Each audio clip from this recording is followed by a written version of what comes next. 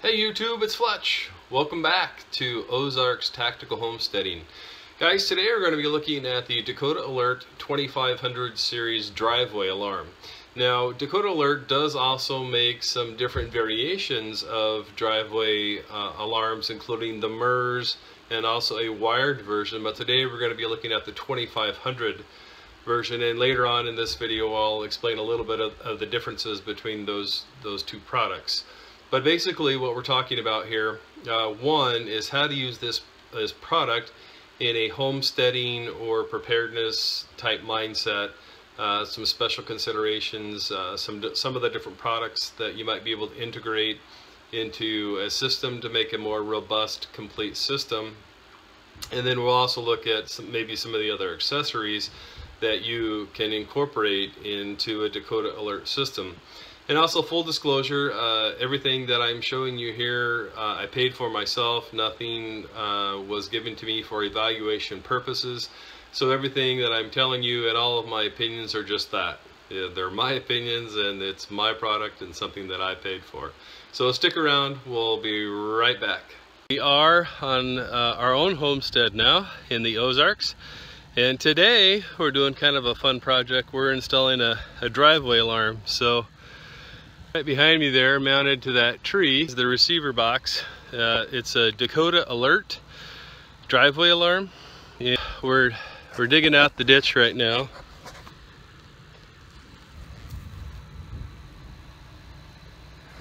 And then the receiver's mounted on that tree over there.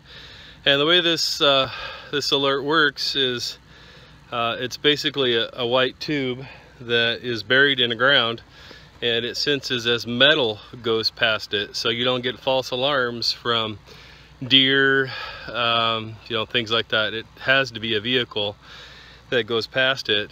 And so I just tested it, and right now I'm finishing digging out my trench a little bit, and then I got to run into town and buy some PVC to use as conduit for the low voltage wire that connects the sensor to the transmitter box. So here's my trench, starting right here, right next to the road. And so you lay the receiver in there parallel to the road, and then my trench just going back here using a spud bar, breaker bar, different things they call them in different regions. A pickaxe or a mattock, digging it out, and good old-fashioned shovel. Here in the Ozarks, there's no shortage of rocks. So you need stuff like that to be able to dig. And so here's the receiver box mounted. And I just got it all coiled up right here. But here is the receiver that you lay next to the road, parallel to the road. And we'll get that installed a little bit later. And then you have a receiver that goes to your house. Okay, YouTube, so here is the standard receiver that Dakota Alert provides, and this is the DCR 2500 wireless receiver, and we are using that in conjunction with our DCPT 2500 wireless probe transmitter. And so it's a system that go together. You have to buy both. You can buy both pieces separately. I bought mine in a kit off of Amazon, but I'm sure, just be aware of that. You have to have both. You have to have both the transmitter and a receiver to have a complete system. The nice thing about that is you can have multiple transmitters, and you can have multiple receivers as well. And so just something to keep in mind, to be aware of. So here is the receiver, and I've got it on laptop keypad, so you can get some idea of how big it is anyways. And on the front here you can see zone 1, zone 2, zone 3, zone 4, and you can set each one of your transmitters like this so that it broadcasts as one of the 4 zones. Or you can also use some of the old school technology, like that picks up heat and motion, things like that. And they can also be integrated into a system like this. So that's why it has multiple zones on the front, so you know which one is going off. As an example, zone 1 could be, you know, the front drive coming in, zone 2 is the back drive going out, zone 3 is a, you know, one of the heat and motion activated for like a man gauge or something like that, just as an example. So as it's going off, you have an idea who is coming and going from your property. And speaking of coming and going from the property, on the side here you can see that we've got on-off volume, and it is pretty loud, and as well as buttons A, B, and C. And one of the features I thought was pretty cool with this is it's got a delayed button. And so the nice thing about that, like an example for me, if I was going to work at 5 a.m. let's say, I don't want everyone in my house getting woke up because I'm leaving, because when my vehicle drives past the alarm going down the driveway to go to work, then you know, the alarm's going to go off and it's going to wake up everyone in the house. So if you press that delay button, it gives you 5 minutes to leave the house. So I thought that was a very nice feature. Another feature that I really liked about this is down here on the bottom, there's a place where you can wire in, which is simple low voltage wiring like doorbell wire for those of you that might understand such things. But you can wire in like a fire alarm bell.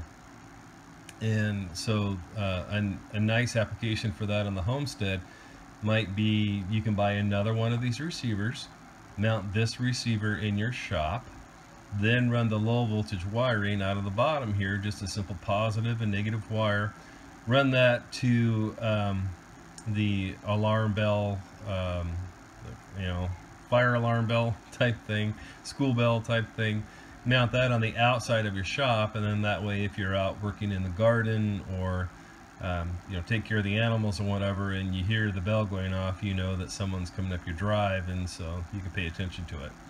So there is the standard receiver that it comes with. So Dakota Alert also makes a little bit more portable version of the receiver for their alarms, and it's this here. So we're on the Dakota Alert website, and it's the 2500 portable receiver, and you can see it looks like it's about the size of a pager. Looks like MSRP on it's $70. I've seen them, I believe, on Amazon for about 60 bucks or something like that. But that's just another option that's out there and available for you as well. So you can just slip that in your pocket if you're out and about on your property, back on the back 40, getting a long ways away from the house, and so that way you know that someone's entering the property.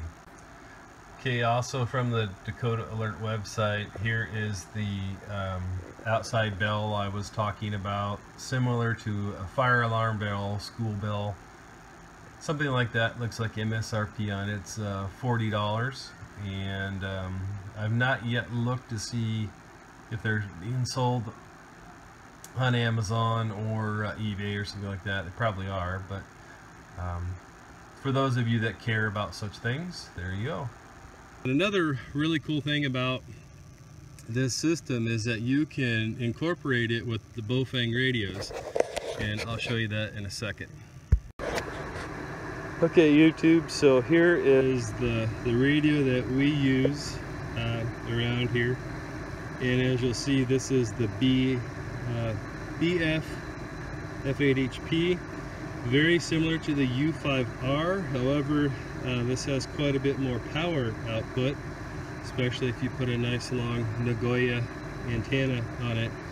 But the alert tone that comes from the Dakota Alert can be broadcast if you set this radio to monitor the frequency that it sets out, and it's like 433.28 or something like that.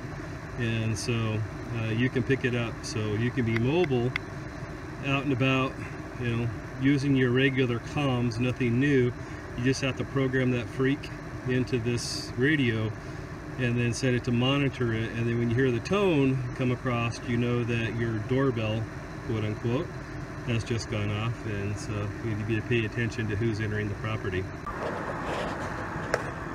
Okay, so here we are. Here's where the probe that's by the road is mounted, and it goes back to the trench. And I tried to peel back the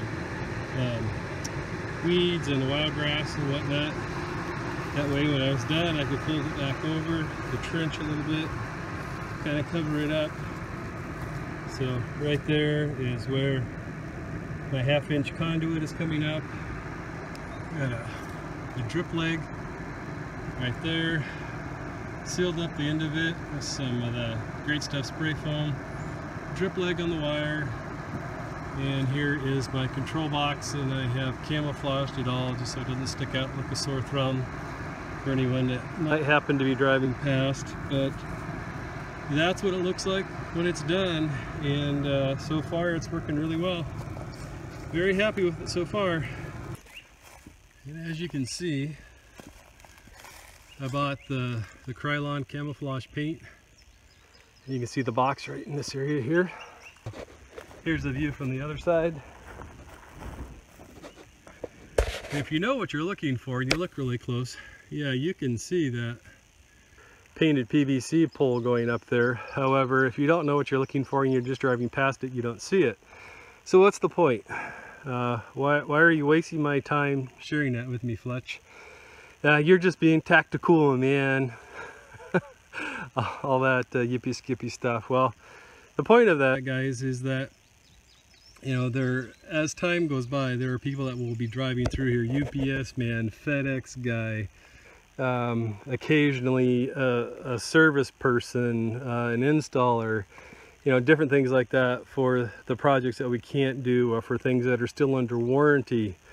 And so the service people are coming out. And if that were white like that, and the control box wasn't hidden behind the leaves like it is, someone would see that.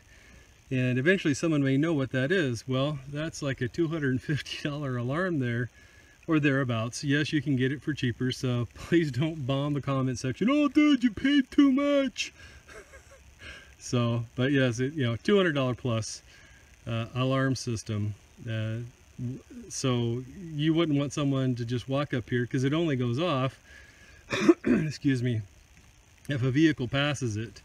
And so something to think about, something to consider. And that's why it's all camouflage. One, because I don't want people to know what's there. I don't want them to know that I have the vehicle alarm on my private drive.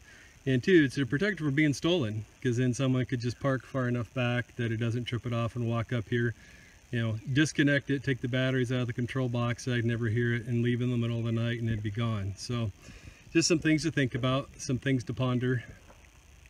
As I was just auditing the footage that I had shot earlier, it reminded me of something that I wanted to say, and I wanted to add to the discussion about this Dakota Alert 2500. I think it's a DCMP or something like that, but the 2500, and it's the vehicle driveway alert. So motion alone, heat and motion don't set it off. It has to be a large metal object to set it off. So, but anyways, the point of that is what's the range on this? Because I know someone's going to ask me, because manufacturers often, especially with like radio gear, it's a very altruistic, shall we say, view of what their range is. And I can tell you that the Dakota Alert stuff seems to, anyways, really be able to produce rather what they claim, and it works great. It works perfectly. And also something that I had mentioned earlier about the DCM 2500, it was that it was MERS. This particular one here is not MERS. However, you know, you can do that. I just didn't need the extra range. The MERS has a range of up to like a mile and a half, something like that. And I just didn't need that for my application. It's only about 1,000 feet or so. So I saved myself a little bit of money and went with the less expensive version than the MERS, which is the 2500. And the Bofang BFA and the UV5R both will work with that. However, it doesn't do it in a quote-unquote intelligible way. When the alarm trips off, it sends it over the frequency, and I'll put the frequency in the description or something like that, so those of you that care will have easy access to it. But what you'll hear over your radio is a stutter tone. Like those of you that had or have the old school, you know, POTS Plano telephone service landline, and you had voicemail, and you'd pick up your phone or, you know, press the talk button here, that stutter tone like that. Something very similar to that is what you hear when the 2500 starts going off. It sends that over that radio frequency, and it's a digital burst transmission, phase shift key, digitally encoded information that's being sent over that frequency. However, you don't need to be able to interpret all that just to know that the alarm is going off. And so for that purpose, your UV5R and your BFF8 Bofings will both work with a system like this, and especially the MERS, because it's the information is being sent out a little bit different way even yet, which is more easily received. But both of them will receive it if your radio is set to monitor the right frequency.